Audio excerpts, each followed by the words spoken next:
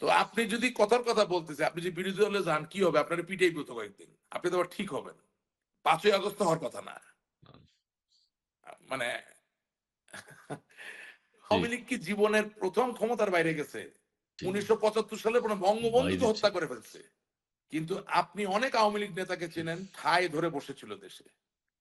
মার খেয়েছে, নির্যাতিত হয়েছে।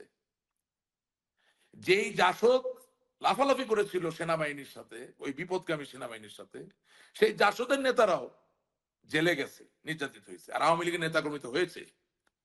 আপনি মনে করেন ২০০১ সালে কিন্তু একটা ক্ষমতার পট পরিবর্তন হয়েছিল। আওয়ামী লীগের অনেক নেতাকর্মী নির্যাতনের শিকার হয়েছে। হ্যাঁ, আমাকে কি দূরে থাকতে হয়েছে না? আমি নিজের উপর বলছি, আমাকে তো দূরে থাকতে হয়নি। 111 অনেক কিছু হয়েছে। গুটি কয়েক নেতা পালিয়েছেন। আমাদেরকে তো পালাতে হয়নি। আমি নিজের উপর দিয়ে বলছি। আজকে আপনি জানেন না কেন আমি কোথায়? এটার কারণ কি? Because I don't have that moral standing. আমি জানি মনে প্রাণে যে আমার নেতা কর্মীরা আমার পাশে হয়তো এসে দাঁড়াবে না। এটা নিজের ঘাড়ে নিয়ে বলতেছি। কারণ আপনি তো নমিনেশনের জন্য টাকা নিছেন। আপনি রহিমকে নৌকা দিচ্ছেন, করিমকে দেন নাই। আপনি জব্বার এমপি হয়েছে, জব্বার এমপি হওয়ার পরে রহমতে মামলা দেওয়া শুরু করছে। অথচ রহমতও কিন্তু বঙ্গবন্ধুই করে, আওয়ামী লীগ করে, শেখ হাসিনাই করে। এই জিনিসগুলো ভিতর থেকে মুরব্বী যারা তাদের দরকার ছিল আসলে হাত দেওয়া। মানে এখনো যদি এগুলো ঠিক না করে আসলে বুঝছেন না, আহ, এক তো আমাদের ভবিষ্যৎ, মানে আমি মনে করি বাংলাদেশের ভবিষ্যতের সাথে আমাদের ভবিষ্যৎ সম্পর্কিত। দলটাকে সংঘবদ্ধ করা, ঐক্যবদ্ধ করা খুব প্রয়োজন। আমরা মনে করছি যে আহ, যারা আমাদের পতন ঘটিয়েছে তারা আমাদেরকে মারছেন, জবাই করছেন, হত্যা করছেন, এই জন্য আমরা পিঠ দেওয়ালে ঠেকে গিয়ে ঐক্যবদ্ধ হয়ে গেলাম, মারপিট করে নিয়ে আসলাম। না, ব্যাপারটা আসলে ওরকম না। কারণ আপনি খুব নিবিড় ভাবে যদি একটা বিশ্লেষণে যান, তাহলে ১৯৭১ সালে স্বাধীনতা যুদ্ধে যারা রাজাকার ছিলেন তারা বাঁচলেন কিভাবে? সত্যিকার ঘটনা কি? ঘটনা হচ্ছে যে ছোটদের সকলের মামা, ভাইগনা, চাচা, ভাতিজা, ফুফু, খালা হাতে পায়ে ধইরা মাপ টাপ চাইয়া, ঠিক আছে রাজাকার ছিলাম, মাফ করে দেন, আর করবো না জীবনে। স্বাধীনতা যুদ্ধ তো একবারই হবে, দুইবার তো হবে না। একবার আর হবে। করবো না মানে কি? যা করার তো করে ফেলছো। মানুষের ধর্ষণ তো একবারই করা লাগে, দুইবার তো করা লাগে না। একবারই তো জীবন সব শেষ করে দিলে, তাই না? কারো বাবাকে হত্যা করছো, বাবা তো আর 10 বার পাওয়া যাবে না। সুতরাং তাও পা ধরে বললো, বাঙালি নরম জাত, আমার মাফ করে দেন, আমি আর জীবনে করবো না, ক্ষমা করে দেন।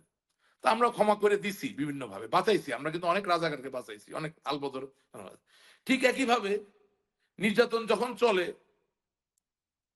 আওয়ামী লীগের যে নেতাকে আপনি নির্যাতন করছেন তারা তো ভাই বোন আত্মীয় স্বজন আছে বিভিন্ন দলে, বিভিন্ন জায়গায়, আচ্ছা, তারাও আচ্ছা, তখন আচ্ছা, হাত আচ্ছা। পায়ে ধরেছে, ভাই ঠিক আছে ভাই, আর রাজনীতি করবো না ভাই, যান, আর সক্রিয় হবো না, আপনি আপনার, কিন্তু আমার ভাই ডিস্টার্ব করেন না। সেই জায়গায় যদি আপনি একটা সত্যিকার জনকল্যাণমূলক বার্তা নিয়ে এগিয়ে মানুষকে সংঘবদ্ধ না করেন,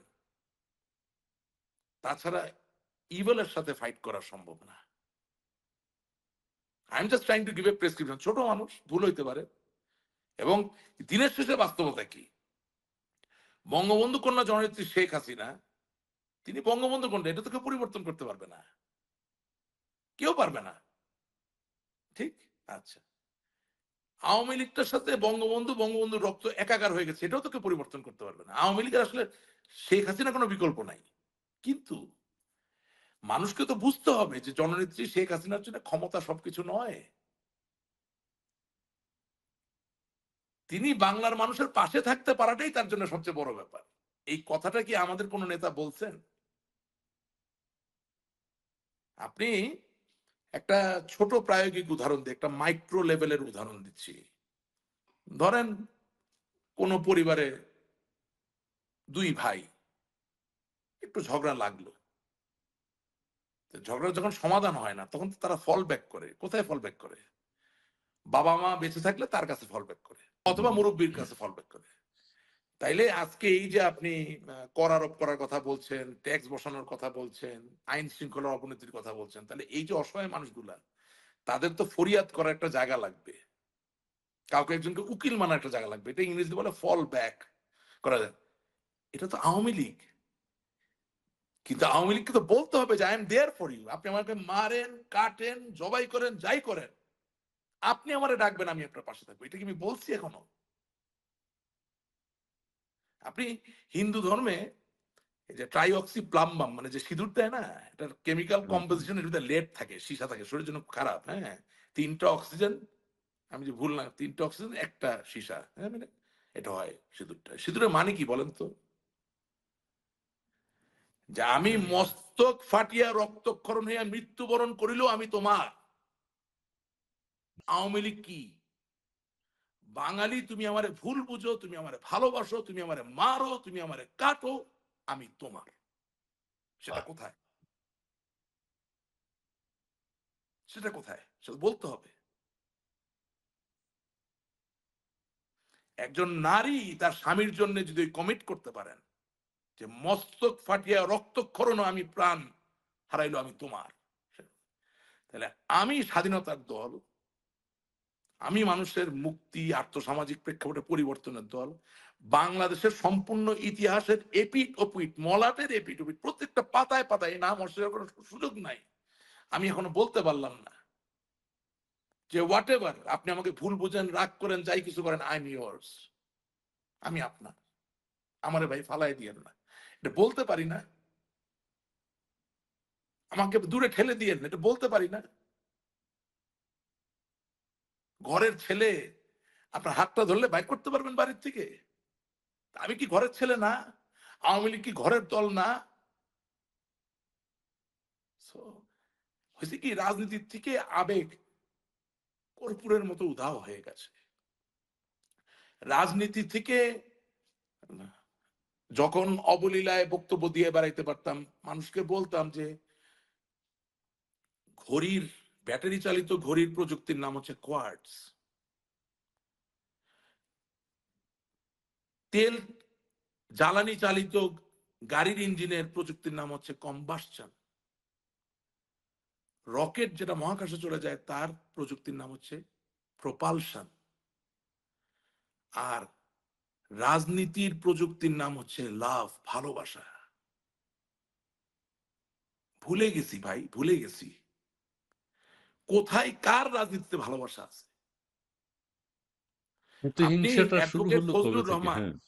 জি, জি, জি, অ্যাডভোকেট মুক্তিযোদ্ধা। ফজলুর রহমান বীর মুক্তিযোদ্ধা, হুম, হুম। মুজিব বাহিনী কমান্ডার ছিলেন, হ্যাঁ, আওয়ামী লীগের বড় নেতা ছিলেন, ছাত্রলীগের সেক্রেটারি জেনারেল ছিলেন, ঠিক আছে। আজকে ওনার কথা আপনি কাইটা কাইটা ফেসবুকে ছাড়তেছেন, তা আপনি একবার প্রশ্ন করতেছেন না কেন যে অ্যাডভোকেট ফজলুর রহমান আপনার সাইরা বেগম খালেদা জিয়ার উপদেষ্টা হইল কেন? তার কথা আপনি কাইটা ছাড়তেছেন আপনার পলিটিক্যাল পারপাসের জন্য। তোরে খেদাইলেন কেন তারে? আজকে তার বয়স 70 ঊর্ধ্ব, 80-র কাছাকাছি, এখনো গলায় যে জোর, তার মানে কি ভিতরে বিশ্বাসটা আছে ভাই। উইলিয়াম ভ্যান হর্ন একটা কথা বলছিল যে my prayer is the voice of my faith. আমার বিশ্বাসটার কত জোর এটা আমার প্রেয়ারের মধ্যে দিয়ে বোঝা যাবে। 80 বছর হইতে পারে কিন্তু কথা যাবো টোকায় টাকা লাগতে লাগতো, তা আপনি দূরে সরাই দিলেন কেন? এগুলো ঠিক করতে হবে, এখন আমরা সময় পাইছি। ঠিক আছে, অনেকে ভাবতে পারে যে এই দিনই বোধহয় সব দিন, না, এই দিন দিন নয়, আরো দিন আছে। কিন্তু আমাদেরকে সঠিক পথে সংঘবদ্ধ হতে হবে। এবং একটা কথা মনে রাখবেন, আওয়ামী লীগের জন্য মিথ্যার রাজনীতির কোনো সুযোগ নেই, আওয়ামী লীগের জন্য সত্যের রাজনীতি করতে হবে।